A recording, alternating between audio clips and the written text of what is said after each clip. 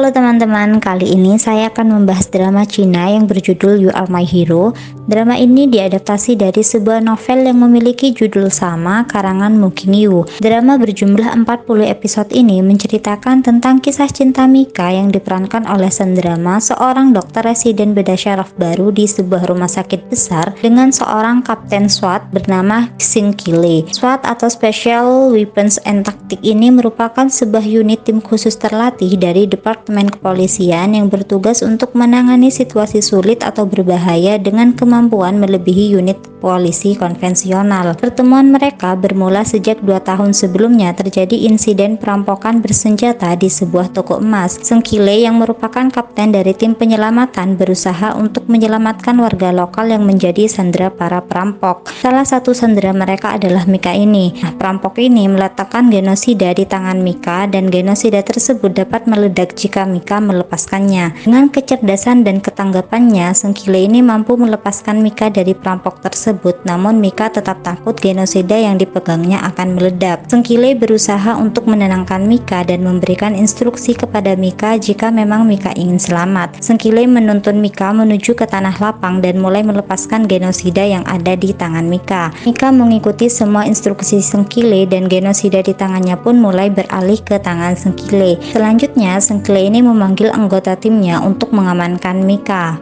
Para timnya pun membawa Mika menjauh dari tempat anti bom yang telah disiapkan oleh tim SWAT ini. Xing Qile menoleh untuk memastikan apakah Mika sudah diamankan, dan setelah merasa semua aman, Xing Qile mulai meledakkan genosida tersebut. Pertemuan tersebut sangat mengesankan bagi Mika dan tidak pernah terlupakan. 2 tahun kemudian, pertemuan demi pertemuan membuat Xing Qile dan Mika ini menjadi semakin dekat, namun Mika belum mengetahui bahwa Kapten Xing yang ditemuinya saat ini adalah sang penyelamat yang sangat dikaguminya. Salah satu awal mula pertemuan mereka kembali adalah pas scene ini. Jadi Mika yang tergabung sebagai sukarelawan dalam pelatihan penyelamatan bencana alam yang diadakan oleh rumah sakitnya ini bertemu dengan Xing Qile yang merupakan instruktur pelatihan tersebut. Dalam beberapa momen, Xing Qile ini beberapa kali membantu Mika, bahkan pada momen ini jadi pas mereka keluar, mereka bertemu dengan sebuah tragedi kecelakaan truk. Mereka berdua berusaha untuk menyelamatkan pengemudi truk tersebut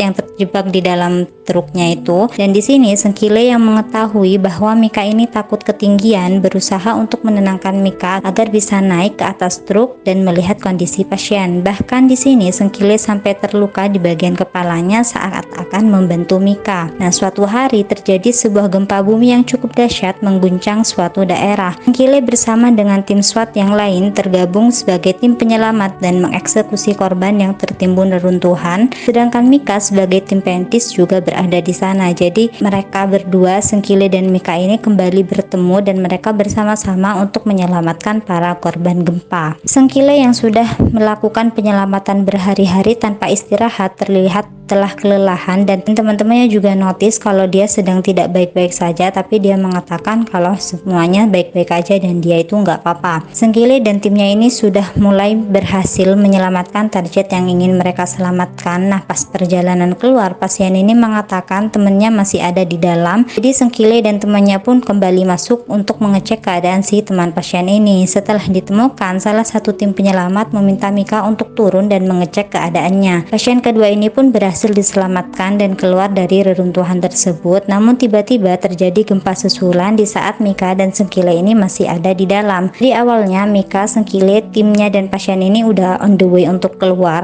Di tengah jalan ada barang Mika yang ketinggalan sehingga dia kembali masuk dan ditemani oleh Xing Qile. Makanya pas ada gempa susulan ini mereka hanya terjebak berdua di dalam reruntuhan tersebut. Xing Qile dan Mika pun berusaha untuk mencari jalan keluar karena jalan yang seharusnya menjadi tempat mereka keluar ini sudah tertutupi bebatuan akibat gempa susulan yang baru saja terjadi. Para tim penyelamat juga mencari keberadaan mereka berdua dengan terus memanggil nama mereka, namun tidak ada tanda-tanda di mana mereka berada. Keadaan Xing Qile juga mulai melemah. Dia mengalami demam, mungkin akibat kecapean juga karena berhari-hari dia ini tidak istirahat dengan baik. Selain itu, karena mereka berada di tempat yang mulai tertutup oleh bebatuan, oksigen yang mereka hirup semakin minim yang menyebabkan mereka kesulitan untuk bernafas. Melihat kondisi Sengkile, Mika ini sangat khawatir dan langsung memberikan oksigen untuk Sengkile. Sengkile enggan untuk menerima oksigen tersebut dan mengalihkannya kepada Mika. Mika menolak karena kalau dilihat dari keadaannya, Sengkile yang lebih membutuhkan oksigen tersebut.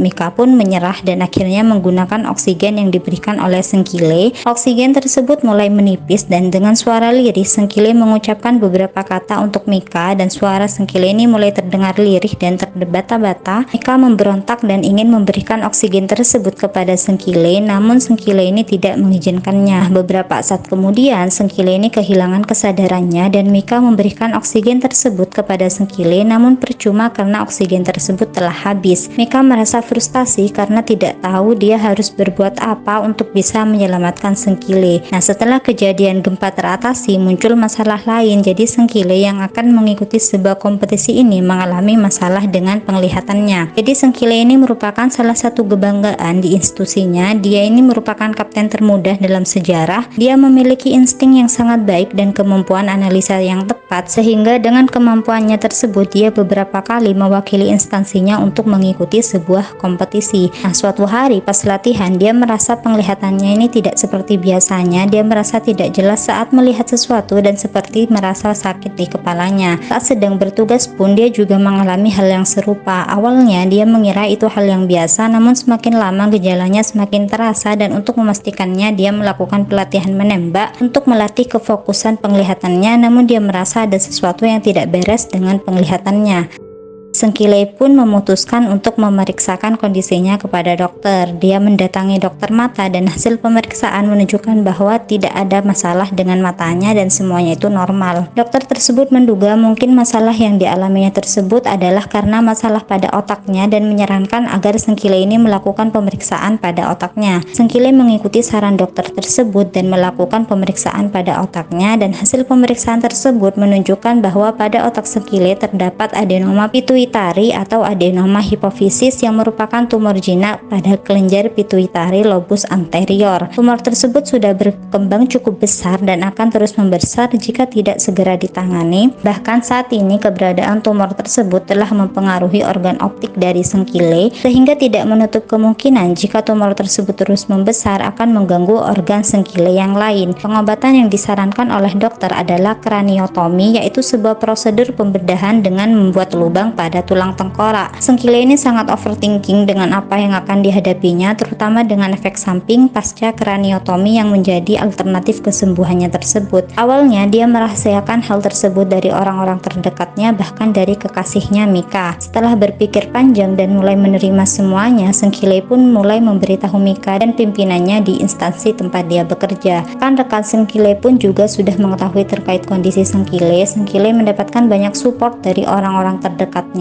Kakaknya yang sedang bertugas di luar negeri juga langsung kembali saat mengetahui kondisi dari Sengkile. Mika juga sangat sedih membayangkan Sengkile yang akan menjalani kraniotomi. Dia memikirkan berbagai hal buruk yang akan terjadi jika operasi gagal, bahkan efek samping pasca operasi. Nah, hari H operasi pun tiba. Sengkile dioperasi oleh salah satu dokter bedah terbaik yang juga merupakan mantan kakaknya Sengkile ini. Nah, semua orang ini cemas, takut terjadi hal-hal yang tidak diinginkan, dan Mika bersama dengan kakak Sengkile menunggunya di ruang tunggu keluarga, sedangkan rekan-rekan Sengkile ini tidak fokus saat melakukan latihan karena tahu hari itu adalah hari Sengkile akan menjalani kraniotomi. Bahkan teman Sengkile yang lain juga sampai membatalkan kepergiannya ke luar negeri demi Sengkile ini. Pokoknya Sengkile ini dikelilingi oleh orang-orang yang sangat menyayangi dia. Nah, operasi Sengkile ini berlangsung sangat lama, bahkan melebihi perkiraan hingga membuat Mika dan kakaknya ini sangat khawatir. Mika sampai berinisiatif untuk masuk ke dalam ruang operasi. Namun saat Mika beranjak, status operasi Sengkile ini sudah selesai. Mika bersama kakak Sengkile langsung bergegas menuju ruang ICU tempat Sengkile dirawat. Setelah masalah gempa dan tumor di otak Sengkile ini teratasi, mulai muncul masalah baru. Jadi sekelompok penjahat ini menyandera warga lokal yang merupakan penumpang bis. Para sandera ini dimanfaatkan sebagai tameng hidup oleh para penjahat tersebut dan membuat tim SWAT kesulitan untuk melakukan penembakan. Mereka mulai membawa para sandera keluar mobil, dan saat tiba di di mobil SUV, salah satu penjahat langsung memaksa seorang pria yang bawa anak untuk masuk ke dalam mobil tersebut. Orang itu berusaha melawan sehingga membuat suasana jadi ribut, dan karena kejamnya penjahat tersebut membuat Kyle tidak tahan, Kyle yang tadi sempat mencuri pisau medis secara diam-diam menggunakannya untuk melepaskan ikatan di tangannya dan menggunakan senjata si penjahat di belakangnya untuk menembak si penjahat yang satunya.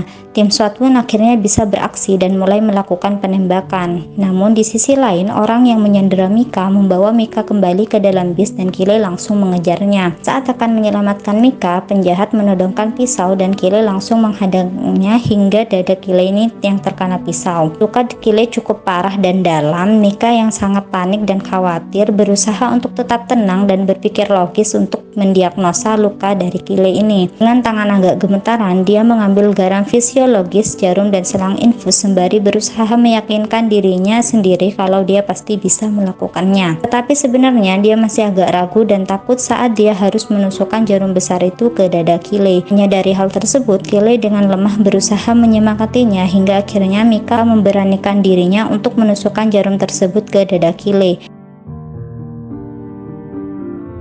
Namun saat luka Kyle ini benar-benar parah, pertolongan Mika hanya membuatnya bernafas sejenak dan tiba-tiba dia pingsan kembali dan membuat Mika berjerit panik.